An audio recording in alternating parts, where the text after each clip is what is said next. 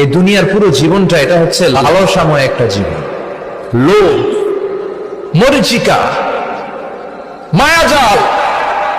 এই মায়াজালে আমরা আটকে আছি, ফলে মৃত্যুর কথা আমরা ভুলে গিয়েছি। পাগলের মতো ছুটছি, আরো টাকা লাগবে, আরো খ্যাতি লাগবে, আরো যশ লাগবে, আরো দাপট লাগবে। আমার এত টাকা দিয়ে কি হবে? এত সম্পদ দিয়ে কি হবে? এত ব্যস্ততা দিয়ে কি হবে? তোমার স্টপ, থামুন, অনেক হয়েছে। আম্মা থামুন, take a rest and think about death.